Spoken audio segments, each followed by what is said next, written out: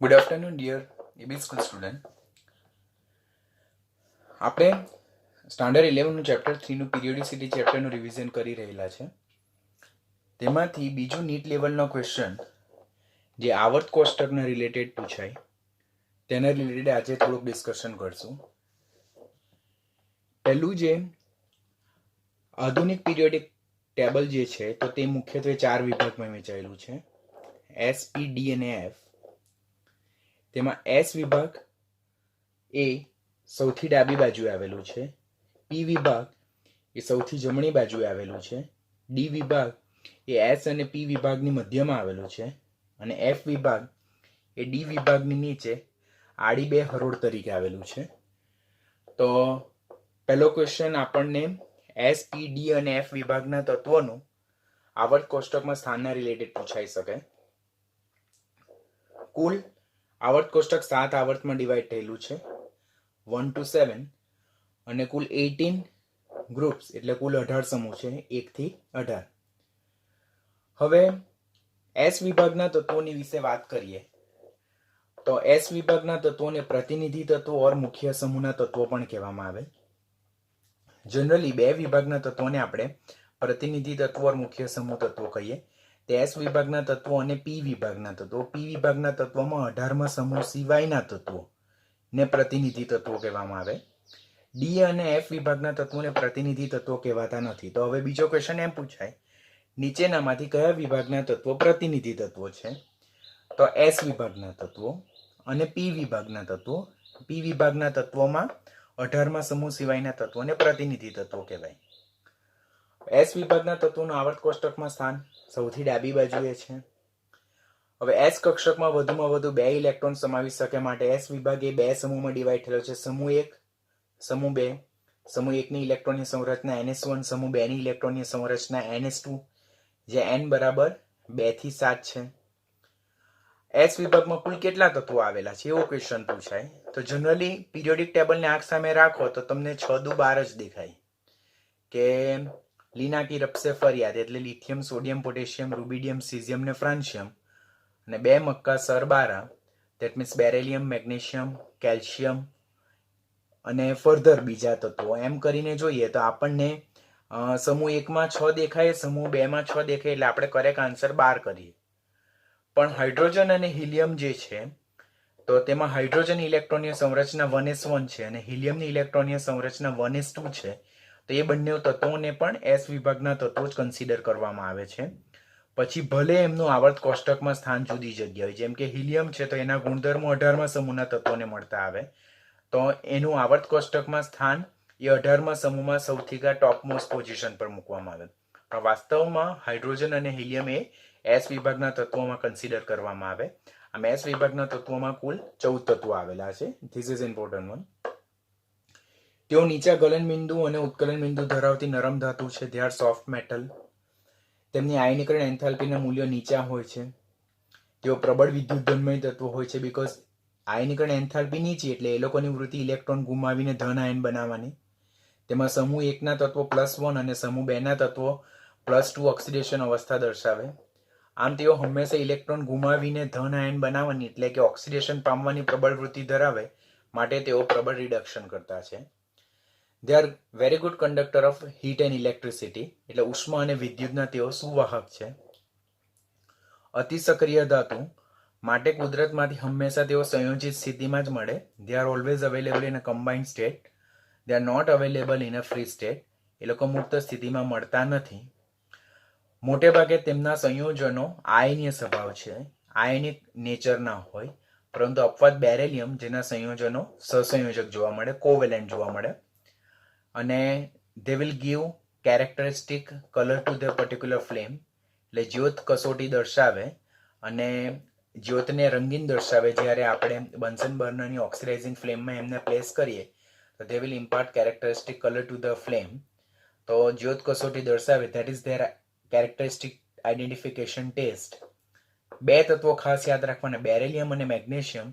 ઊંચી આયનીકરણ એન્થાલ્પીને કારણે તે લોકો જ્યોત કસોટી દર્શાવતા નથી. આ ક્વેશ્ચન પૂછાય કે નીચેનામાંથી સમૂહ એસ વિભાગનું કયું તત્વ જ્યોત કસોટી દર્શાવતું નથી? તો બેરેલિયમ અને મેગ્નેશિયમ. કોનો કયો કલર છે તે એસ વિભાગમાં જ્યારે આપણે ક્વિક રિવિઝન કરશું ત્યારે આપણે ફટાફટ જોઈ લેશું. તો this all about discussion about S block elements. હવે પી વિભાગના તત્વોની વાત કરીએ તો પી વિભાગના તત્વોને પણ પ્રતિનિધિ તત્વો કહેવાય, મુખ્ય સમૂહ તત્વો કહેવાય 18મા સમૂહ સિવાય. આવર્ત કોષ્ટકમાં સૌથી જમણી બાજુ આવેલા છે ટોપ રાઈટ સાઈડ. તેમાં સમૂહ 13 થી 18 આમ કુલ 6 સમૂહનો સમાવેશ થાય છે. શા માટે કુલ 6 સમૂહ? તો જે પી કક્ષક છે તો બીજી ત્રણ પેટા કક્ષકમાં ડિવાઈડ થયેલ છે સબ ઓર્બિટલ્સ px py અને pz. each carry or accommodate two electrons, એટલે px માં 2 ઇલેક્ટ્રોન સમાઈ શકે, py માં 2 અને pz માં 2. આમ કુલ વધુમાં વધુ 6 ઇલેક્ટ્રોન સમાવી શકે. આમ પી વિભાગ એ 13 થી 18 એમ 6 સમૂહમાં ડિવાઈડ થયેલું છે, જેમની ઇલેક્ટ્રોનીય સંરચના ns2 np1 થી ns2 np6. આના રિલેટેડ ઇલેક્ટ્રોનીય સંરચનાને ક્વેશ્ચન પૂછાય. np1 હોય તો 13, np2 હોય તો 14, np3 હોય તો 15, np4 હોય તો 16, np5 હોય તો 17 અને np6 હોય તો 18મો સમૂહ. આમ પ્રત્યેક સમૂહમાં 6 તત્વો છે અને એવા કુલ કેટલા સમૂહ છે? તો 6 × 6. આમ કુલ પી વિભાગમાં કેટલા તત્વો છે? 36 elements are there in P block elements. Helium ને પી વિભાગનું તત્વ કન્સિડર કરવામાં આવતું નથી, ભલે એનો 18મા સમૂહમાં પહેલું સ્થાન આપવામાં આવે, કારણ કે હિલિયમની ઇલેક્ટ્રોનની સંરચના 1s2 છે, માટે એને એસ વિભાગનું તત્વ ગણવામાં આવે. પરંતુ એના ગુણધર્મો 18મા સમૂહના તત્વને મળતા આવે, માટે એનો સમાવેશ 18મા સમૂહમાં કરવામાં આવે છે. પી વિભાગના તત્વ એકમાત્ર એવો વિભાગ જે ધાતુ, અર્ધધાતુ અને અધાતુ દર્શાવે છે. મેટલ, મેટેલોઇડ્સ અને નોન મેટલ દર્શાવે. ક્વેશ્ચન આ બી પૂછાય કે નીચેનામાંથી કયા વિભાગના તત્વો ધાતુ, અર્ધધાતુ અને અધાતુ ધરાવે? તો that is P block element only. P વિભાગના તત્વોમાં સમૂહમાં ઉપરથી નીચે તરફ જતા ધાતુ સ્વભાવ ક્રમશઃ વધે, અધાતુ સ્વભાવ ઘટે. જ્યારે ડાબીથી જમણી બાજુ તરફ જતા એટલે કે 13 થી 17 તરફ જઈએ તેમ અધાતુ સ્વભાવ વધે અને ધાતુ સ્વભાવ ઘટે. માટે 17મા સમૂહના તત્વો સક્રિય અધાતુ તત્વો કન્સિડર કરી શકાય છે. પી વિભાગના તત્વો જે છે તેમાં ધાતુની સંખ્યા કરતાં અધાતુની સંખ્યા ઘણી બધી જોવા મળે. જેમ આપણે પીરિયોડિક ટેબલ જોઈએ તો તેના બેઝ પરથી જોઈએ તો પી વિભાગમાં સમૂહ 17માં ફ્લોરિન, ક્લોરિન, બ્રોમિન, આયોડિન. ત્યાર પછી એની બાજુમાં oxygen, sulphur, selenium, nitrogen, phosphorus, carbon, silicon, boron. આમ જોઈએ તો પી વિભાગમાં મેટલ કરતાં નોન મેટલના નંબર વધારે છે. તેમની આયનીકરણ એન્થાલ્પી એસ વિભાગ કરતાં ડેફિનેટલી વધારે હશે. તેઓ મોટેભાગે કોવેલેન્ટ એટલે કે સહસંયોજક સંયોજનો રચે છે અને ઉપરથી નીચે તરફ જતા રિડક્શન કરતા સ્વભાવ વધે, જ્યારે ડાબીથી જમણી બાજુ તરફ જતા ઓક્સિડેશન કરતા સ્વભાવ પણ વધે, જે આપણે લાસ્ટ લેસનમાં ઓલરેડી જોયું છે. આમ સમૂહ 17ના તત્વો એ પ્રબળ ઓક્સિડેશન કરતા સ્વભાવ ધરાવે છે. So that's all about the P block elements. હવે ડી વિભાગ વિશે જો લર્ન કરીએ તો ડી વિભાગના તત્વોનું આવર્ત કોષ્ટકમાં સ્થાન એ એસ વિભાગની જમણી બાજુએ અને પી વિભાગની ડાબી બાજુએ છે. આપણે અત્યારે જ ઓલરેડી ડિસ્કસ કર્યું. તેમાં કુલ 10 સમૂહનો સમાવેશ થાય, સમૂહ નંબર 3 થી સમૂહ નંબર 12. શા માટે 10 સમૂહનો? બીકોઝ ડી વિભાગ છે એટલે કે ડી કક્ષક બી 5 સબ ઓર્બિટલ્સ ધરાવે, dxy, dyz, dzx, dx2 - y2 અને dz2, અને પ્રત્યેકમાં 2 ઇલેક્ટ્રોન સમાય. આમ ડી વધુમાં વધુ કેટલા ઇલેક્ટ્રોન સમાવી શકે? ડી કક્ષકમાં 10 ઇલેક્ટ્રોન સમાવી શકે. માટે એમાં કુલ સમૂહ કેટલા છે? 3 થી 12 એમ કુલ 10 સમૂહનો સમાવેશ થાય. આવર્ત નંબર કેટલા છે? 4 થી 7. લાસ્ટ 4 પીરિયડ હંમેશા યાદ રાખવાનું. ડી વિભાગના રિલેટેડ ક્વેશ્ચન પૂછાય કેટલા સમૂહ અને કેટલા આવર્તમાં વહેંચાયેલું છે, તો 3 થી 12 એમ કુલ 10 સમૂહ અને 4 થી 7 એમ કુલ 4 આવર્તમાં વહેંચાયેલું છે. બાહ્યતમ કક્ષાની ઇલેક્ટ્રોનની સંરચના n-1 d1 to 10 ns 0 to 2. ખાસ ઇમ્પોર્ટન્ટ ક્વેશ્ચન વારંવાર પૂછાય, જ્યાં n એ 4 થી 7 સમાવેશ થાય. આ ઇલેક્ટ્રોનની સંરચના તમારે કમ્પલસરી યાદ રાખવાની, બીકોઝ ડી બ્લોક એલિમેન્ટ જ્યારે લર્ન કરશો ત્યારે આ ઇલેક્ટ્રોનની સંરચના તમને ખૂબ જ ઉપયોગી થશે. ડી વિભાગના તત્વોને સંક્રાંતિ શ્રેણીના તત્વો કહેવાય. સંક્રાંતિ શ્રેણી શા માટે? ટ્રાન્ઝિશન એલિમેન્ટ્સ એને શા માટે કહેવામાં આવે? બીકોઝ એ એસ વિભાગ અને પી વિભાગમાં 13 અને 14મા સમૂહને જોડતા તત્વો છે, માટે એમને સંક્રાંતિ શ્રેણીના તત્વો કહેવામાં આવે. કુલ 4 શ્રેણીમાં વહેંચાયેલા છે. પ્રથમ સંક્રાંતિ શ્રેણી, દ્વિતીય સંક્રાંતિ શ્રેણી, તૃતીય સંક્રાંતિ શ્રેણી અને ચતુર્થ સંક્રાંતિ શ્રેણી. પ્રથમ સંક્રાંતિ શ્રેણીમાં સ્કેન્ડિયમ 21 થી ઝિંક 30 આ પરમાણુ ક્રમાંકનો નિર્દેશ કરે છે. એટલે સ્કેન્ડિયમથી ઝિંકના એમ 10 એલિમેન્ટનો સમાવેશ થાય અને તેમાં 3D કક્ષક ભરાય છે. છેલ્લી 3D કક્ષક ભરાય અને એ લોકોમાં કયા આવર્તમાં આવેલા છે? એ લોકો 4th પીરિયડમાં આવેલા છે, ચોથા આવર્તમાં આવેલા છે. દ્વિતીય સંક્રાંતિ શ્રેણીમાં યટેરિયમ 89 એ લોકોનો પરમાણુ ક્રમાંકથી કેડમિયમ 48 સુધીના કુલ 10 તત્વોનો સમાવેશ થાય. તેમાં છેલ્લો ઉમેરાતો ઇલેક્ટ્રોન 4D માં જાય અને એ લોકો 5th પીરિયડમાં આવેલા છે. તૃતીય સંક્રાંતિ શ્રેણીમાં લેન્થેનોઇડ 57, ત્યાર પછી જોવાનું અહીંયા હોફમિયમ 72 છે. બાકીના જે 14 તત્વો જે છે તો તે એફ વિભાગના લેન્થેનોઇડ્સ તત્વો છે. પ્રથમ શ્રેણી એફ વિભાગમાં જે નીચે આવે તે. એટલે તૃતીય સંક્રાંતિ શ્રેણીમાં પહેલું તત્વ લેન્થેનમ જેનો પરમાણુ ક્રમાંક 57 અને બાકીના જે તત્વો જે છે 9 તત્વો હોફમિયમ થી મર્ક્યુરી 72 થી 80 આમ કુલ 10 તત્વો આવેલા છે. તેમાં છેલ્લો ઉમેરાતો ઇલેક્ટ્રોન 5D માં ભરાય અને એ લોકો 6 પીરિયડમાં આવેલા છે. ચતુર્થ સંક્રાંતિ શ્રેણી જો જોઈએ તો તેમાં એક્ટિયમ તેનો પરમાણુ ક્રમાંક 89 પછી 90 નથી, પરંતુ ત્યાર પછીના જે 14 તત્વો જે છે તો તે એક્ટિનોઇડ્સમાં સમાવેશ થાય અને અહીંયા રુથરફોર્ડિયમથી કોપરનિશિયમ એટલે 104 થી 112 સુધીના કુલ 10 તત્વો આવેલા છે. તેમાં છેલ્લો ઉમેરાતો ઇલેક્ટ્રોન 6D માં ભરાય અને એ લોકો 7th પીરિયડમાં આવેલા છે. This is also one of corner question. આમ જો જોઈએ તો પ્રથમ સંક્રાંતિમાં 10 તત્વો, દ્વિતીય સંક્રાંતિ શ્રેણીમાં 10 તત્વો, તૃતીય સંક્રાંતિ શ્રેણીમાં 10 તત્વો, ચતુર્થ સંક્રાંતિ શ્રેણીમાં કુલ 10 તત્વો.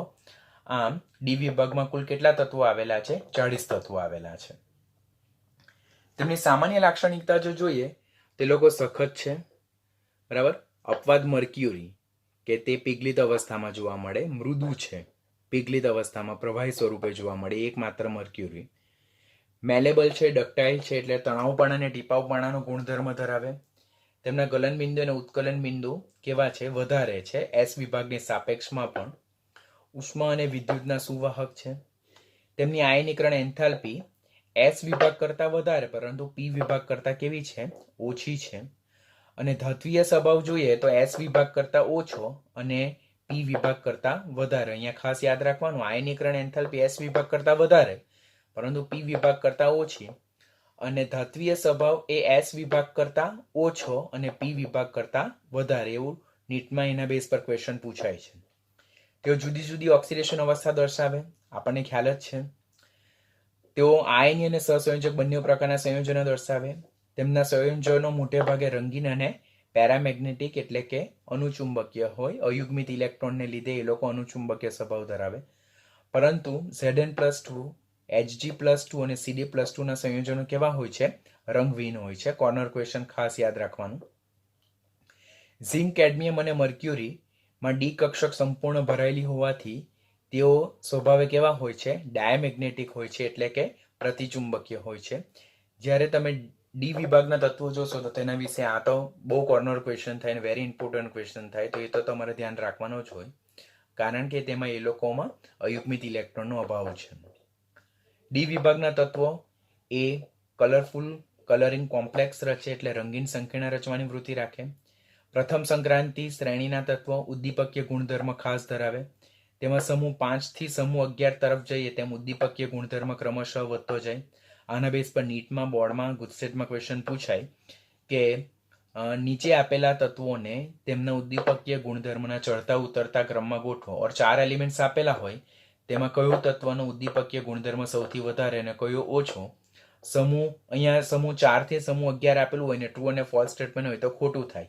સમૂહ 5 એટલે વેનેડિયમ થી લઈને કોપર સુધી એટલે કે સમૂહ 11 સુધી ઉદ્દીપકીય ગુણધર્મ ક્રમશઃ વધતો જાય છે. તેઓ મિશ્ર ધાતુ એટલે એલોય્સ રચવાની વૃત્તિ ધરાવે. ઝિંક, કેડમિયમ અને મર્ક્યુરી જે છે તો તેઓ ડી વિભાગના તત્વો હોવા છતાં પણ તેઓને સંક્રાંતિ ધાતુ તત્વો કન્સિડર કરવામાં આવતા નથી. આપણને ખબર છે સંક્રાંતિ ધાતુ એટલે શું કે તેઓ ધરા અવસ્થામાં કોઈ પણ એક ઓક્સિડેશન અવસ્થા તેમની ડી કક્ષક એ સંપૂર્ણ ભરાયેલી ન હોય તેવા તત્વોને શું કહેવામાં આવે? સંક્રાંતિ ધાતુ તત્વો કન્સિડર કરવામાં આવે. પરંતુ ઝિંક, કેડમિયમ અને મર્ક્યુરી જે છે તો એ લોકો તો ધરા અવસ્થામાં પણ અને કોઈ પણ ઓક્સિડેશન અવસ્થામાં પણ તેમની ડી ઓર્બિટલ જે છે તો તે ઇલેક્ટ્રોનથી સંપૂર્ણ ભરેલી છે. તો એને કારણે એમને ડી વિભાગના તત્વો કન્સિડર કરવામાં આવે, પરંતુ એમને સંક્રાંતિ ધાતુ તત્વો કન્સિડર કરવામાં આવતા નથી. તો ક્વેશ્ચન પૂછે નીચેનામાંથી ડી વિભાગનું કયું તત્વ સંક્રાંતિ તત્વ ગણાતું નથી?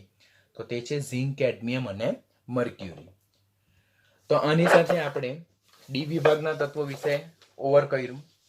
ડી વિભાગના તત્વો ઓવર થાય એટલે ત્યારબાદ આવે એફ વિભાગના તત્વો. પેલું એફ વિભાગના તત્વો એટલે શું?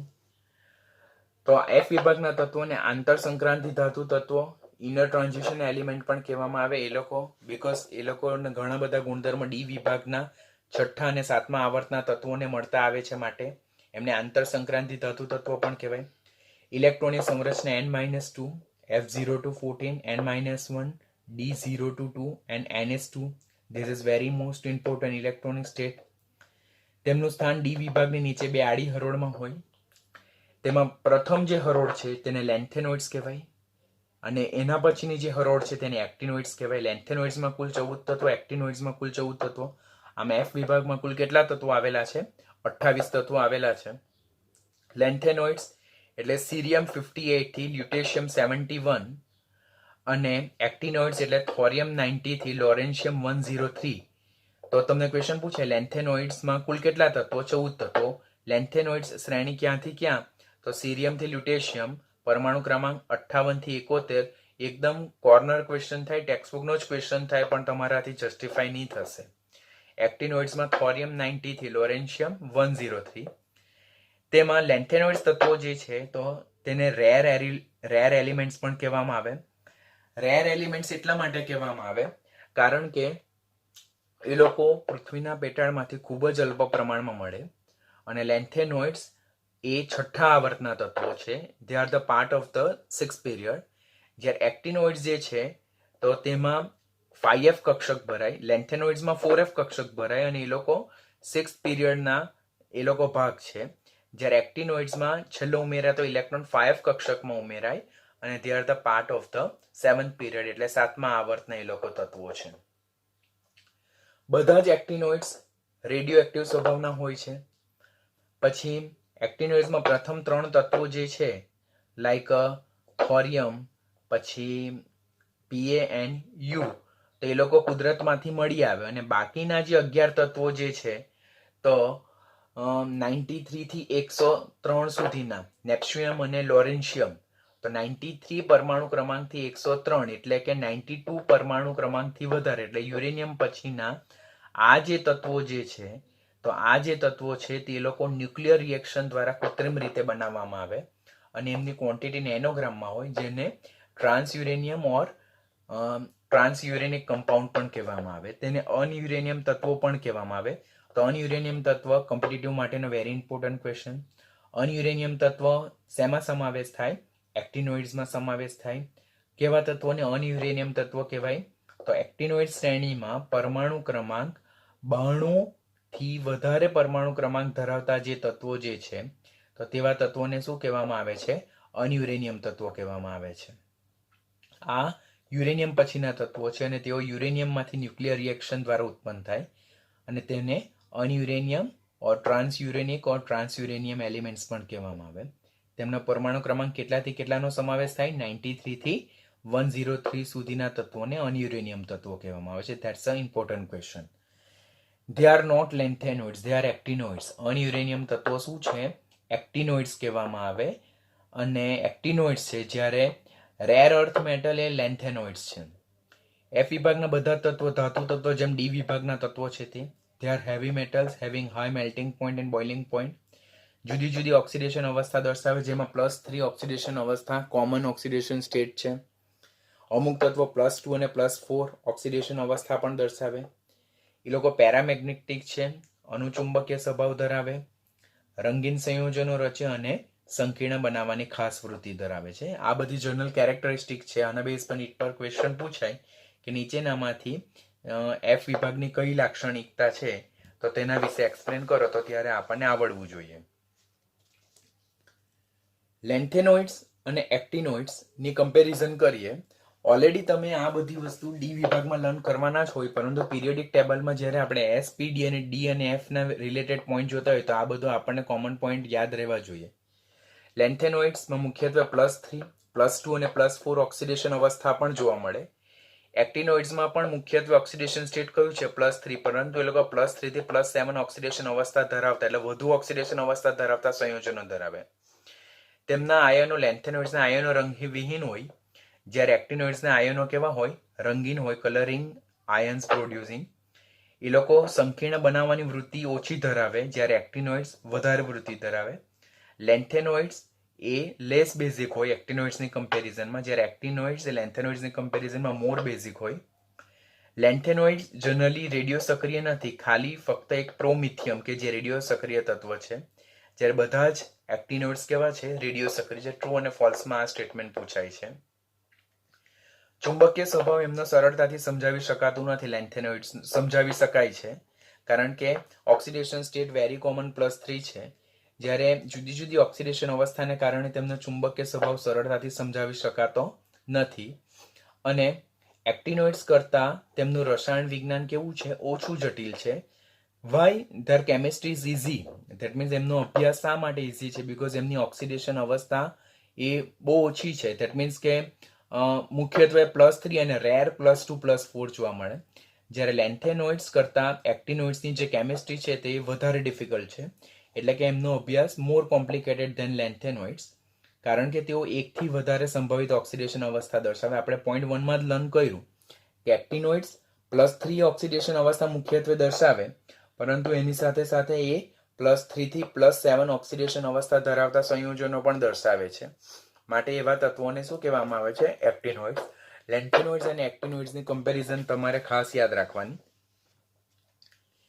એટલું લર્ન કરી લીધા બાદ જે હજુ પણ એક ડિટેલમાં ક્વેશ્ચન આપણને પૂછાઈ શકે એવું કે ટિપિકલ એલિમેન્ટ્સ અને બ્રિજ એલિમેન્ટ્સ. તો ટિપિકલ એલિમેન્ટ્સ એટલે કે જે ત્રીજા આવર્તના તત્વો છે, like sodium, magnesium, aluminium, silicon, phosphorus, sulphur અને ક્લોરિન, તો તેમને ટિપિકલ એલિમેન્ટ્સ કહેવામાં આવે. અને ટિપિકલ એલિમેન્ટ્સ જે છે તો કોઈ પણ સમૂહ હોય તો સમૂહના બધા તત્વોના ગુણધર્મો ફર્સ્ટ એલિમેન્ટને મળતા નહીં આવે, પરંતુ ટિપિકલ એલિમેન્ટના બધા જ ગુણધર્મો ધરાવે. તો જેમ કે વાત કરીએ, સમૂહ એકના બધા જ તત્વોના ગુણધર્મો સોડિયમને મળતા આવે, નહીં કે લિથિયમને. Getting what I am saying? પહેલા તો ટિપિકલ એલિમેન્ટ એટલે શું એમ ક્વેશ્ચન પૂછાય. નીચેનામાંથી કયા આવર્તના તત્વોને ટિપિકલ એલિમેન્ટ કહેવામાં આવે? તો ત્રીજા આવર્તના તત્વોને ટિપિકલ એલિમેન્ટ કહેવામાં આવે. શા માટે ટિપિકલ એલિમેન્ટ કહેવામાં આવે? તો કોઈ પણ સમૂહના બધા જ તત્વોના ગુણધર્મો જનરલી ત્રીજા આવર્તના તત્વોને મળતા આવે, નહીં કે બીજા આવર્તના એટલે કે પ્રથમ સભ્યને મળતા આવે. જો આપણે વાત કરીએ તો સમૂહ 1માં પહેલું તત્વ લિથિયમ છે, બીજું તત્વ સોડિયમ છે જે ત્રીજા આવર્તમાં આવેલું છે. તો સમૂહ 1નું ટિપિકલ એલિમેન્ટ કયું છે? સોડિયમ, નહીં કે લિથિયમ. શા માટે? કારણ કે સમૂહ 1ના બધા જ તત્વોના ગુણધર્મો સોડિયમને મળતા આવે છે, નહીં કે લિથિયમને. કેમ એવું? તો કારણ કે લિથિયમ એ બીજા આવર્તમાં આવેલ છે, તેની પાસે ડી કક્ષકનો અભાવ છે, તેનું નાનું કદ છે, વિદ્યુત ઋણતા વધારે છે સમૂહના તત્વોની કમ્પેરિઝનમાં, ઊંચી આયનીકરણ એન્થાલ્પી ધરાવે, ડી કક્ષકનો અભાવ ધરાવે. માટે લિથિયમ તે જ સમૂહના અન્ય તત્વોથી ઘણા બધા પોઈન્ટમાં જુદાપણું દર્શાવે. જ્યારે સોડિયમ પાસે તો ખાલી ડી કક્ષક છે, ત્રીજા આવર્તનું તત્વ, તેના ગુણધર્મો મોટે ભાગે સમૂહના અન્ય તત્વો જેવા હોય, માટે એમને ટિપિકલ એલિમેન્ટ કહેવામાં આવે. બ્રિજ એલિમેન્ટ એટલે શું? તો સેકન્ડ પીરિયડના જે એલિમેન્ટ જે છે તેને બ્રિજ એલિમેન્ટ કહેવાય, કે જે બે સમૂહને જોડવાનું કામ કરે. જેમ કે સેકન્ડ પીરિયડનું સમૂહ 1નું પહેલું તત્વ લિથિયમ, તો એના પછીના ક્રમિક સમૂહ બીજો સમૂહ તેના બીજા ક્રમાંકનો ત્રીજા પીરિયડનું તત્વ એ મેગ્નેશિયમ સાથે વિકર્ણીય સંબંધ દર્શાવે. આમ લિથિયમ એ સમૂહ 1 અને સમૂહ 2 ને જોડવાનું કાર્ય કરે, એટલે એ બંને સમૂહ જેવું ગુણધર્મો દર્શાવતું હશે. માટે બીજા પીરિયડના લિથિયમ છે, બેરેલિયમ છે અને બોરોન છે, એવા તત્વોને શું કહેવામાં આવે છે? બ્રિજ એલિમેન્ટ્સ કહેવામાં આવે. અહીંયા જોઈએ તો કુલ કેટલા સમૂહ છે? 4 સમૂહ છે. આવર્તની સંખ્યા જોઈએ તો સેકન્ડ અને થર્ડ પીરિયડ એમ 2 આવર્ત છે. અને વિકર્ણીય સંબંધ ધરાવતી પેર કેટલી છે? 1 પેર, સેકન્ડ પેર અને થર્ડ પેર. આ જે વિકર્ણીય સંબંધ છે તેને લીધે આ જે બ્રિજ ગુણધર્મ જે છે તો તે બ્રિજ ગુણધર્મ જોવા મળે. સમૂહનું પ્રથમ તત્વ એના પછીના ક્રમિક સમૂહના ક્રમિક સભ્ય એટલે બીજા ક્રમાંકના સભ્ય સાથે ગુણધર્મોમાં સામ્યતા દર્શાવે, જેને વિકર્ણ્ય સંબંધ કહેવાય. આમ બીજા આવર્તના તત્વો જે છે તેને બ્રિજ એલિમેન્ટ્સ તરીકે કન્સિડર કરવામાં આવે છે. બીજો આપણે પોઈન્ટ જે યાદ રાખવાનો જે નીટમાં ખાસ પૂછાય છે ને 2017માં પણ એના રિલેટેડ ક્વેશ્ચન પૂછાયેલો છે કે 100 કરતાં વધારે પરમાણુ ક્રમાંક ધરાવતા તત્વોના નામ, તેમની સંજ્ઞા, આયુપેક દ્વારા તેમને આપવામાં આવેલું નામ અને તેમની આયુપેક સંજ્ઞા. તેવા તત્વોનું નામકરણ કેવી રીતે કરવામાં આવે? તો આપણે પહેલા તો જે ડિજિટ છે તેને 0 થી 9માં એને ડિવાઈડ કરી નાખવાના. That means 0, 1, 2, 3, 4, 5, 6, 7, 8. જો 0 નંબર હોય તો એને નીલ આપવાનું અને એની સંજ્ઞા જે શોર્ટ ફોર્મ છે તેને એન આપવાનું. 1 હોય તો અન, યુ, 2 હોય તો બાય, બી, 3 હોય તો ટ્રાય, ટી, 4 હોય તો ક્વાડ, ક્યુ, 5 હોય તો પેન્ટ, પી, 6 હોય તો હેક્સ, એચ, 7 હોય તો સેપ્ટ, એસ, 8 હોય તો ઓક્ટ, ઓ, અને 9 હોય તો in, E. That means suppose આપણે વાત કરીએ તો અહીંયા 101 પરમાણુ ક્રમાંક ધરાવતું તત્વ છે. તો 1 છે તો ધેટ મીન્સ અન, 0 છે તો નીલ, 1 છે તો અન, અને પાછળ પ્રત્યય લગાડવાનો ઈયમ. એટલે અહીંયાથી ક્વેશ્ચન શું પૂછાય કે સપોઝ તમને આ એક નામ આપે કે અનનિલબિયમ ધરાવતું તત્વ છે તેનો પરમાણુ ક્રમાંક કેટલો? તો પહેલા તો અન ધેટ ઇઝ 1, નીલ એટલે 0, બાય એટલે 2, તો એ પરમાણુ ક્રમાંક કેટલો હશે? 102 હશે. એની સંજ્ઞા પૂછાય કે 103 પરમાણુ ક્રમાંક ધરાવતા તત્વની સંજ્ઞા શું હોઈ શકે? તો યુયુટી. ચોથો ક્વેશ્ચન એમ પૂછાય યુયુટી સંજ્ઞા ધરાવતું એટલે કે યુયુટી સંજ્ઞા ધરાવતું જે તત્વ છે તેને આયુપેક દ્વારા કયું નામ આપવામાં આવેલ છે? તો that is lawrencium. You have to remember. અને તેની સંજ્ઞા કઈ છે? તો એલઆર. એટલે this is one of the very important table. Earlier બધા સ્ટુડન્ટ્સને એવું હતું કે આ ટેબલને સ્કીપ કરવાનું થાય, આ બધી વસ્તુ નથી પૂછાતી. પરંતુ જે આપણને માર્ચ ધેટ મીન્સ 2017માં નીટની એક્ઝામમાં આના રિલેટેડ ક્વેશ્ચન પૂછાયો છે તેના બેઝ પરથી આપણે ખાસ યાદ રાખવાનું. જેમ કે 101 પરમાણુ ક્રમાંક ધરાવતું તત્વ છે મેન્ડેલિયમ, જેની સંજ્ઞા છે એમડી. 102 ધરાવતું નોબેલિયમ, તેની સંજ્ઞા છે એનઓ. ત્યાર પછી 103 પરમાણુ ક્રમાંક ધરાવતું તત્વ લોરેન્શિયમ છે એલઆર. 104 પરમાણુ ક્રમાંક ધરાવતું તત્વ રુથરફોર્ડિયમ જે આરએફ છે. 105 પરમાણુ ક્રમાંક ધરાવતું તત્વ એ ડ્યુબનિયમ ડીબી છે. 106 પરમાણુ ક્રમાંક ધરાવતું સિબોર્ગિયમ એસજી છે. 107 વાળું બોરિયમ છે બીએચ. 108 વાળું હાસ્યમ છે એચએસ. પછી 109 વાળું મેટેરિયમ એમટી છે. 110 વાળું ડસ્ટાડિયમ ડીએસ છે. 111 વાળું રોન્જિયમ છે આરજી છે. 112 વાળું કોપરનિશિયમ છે સીએન છે. પછી 113 વાળું નિહોરિયમ છે એનએચ. 114 વાળું જે તત્વ જે છે તો ફ્લેરોવિયમ છે એફએલ છે. પછી 115 વાળું મોસ્કોવિયમ એમસી છે. 116 વાળું લિવરમોરિયમ છે એલવી છે. 117 વાળું ટેનેસિન છે ટીએસ સંજ્ઞા છે. અને 118 વાળું છે તો તે ઓર્ગેનેસોન ઓજી છે. તેમાં ખાસ કરીને 113 થી 118 એટલે પી વિભાગના તત્વનો 7મા આવર્તના તત્વ જે છે એનએચ થી લઈને ઓજી સુધીના, તો તેના તો પરમાણુ ક્રમાંક આપણે ખાસ યાદ રાખવાના રહેશે. અને એમની જે સંજ્ઞા છે અને આયુપેક દ્વારા જે નામ આપવામાં આવેલ છે તે પણ ખાસ યાદ રાખવાનું રહેશે. આપણને એવું લાગે કે આમાંથી ક્વેશ્ચન નથી પૂછાય, પરંતુ આમાંથી ક્વેશ્ચન પૂછાય. This is also one of important concept for NEET based question.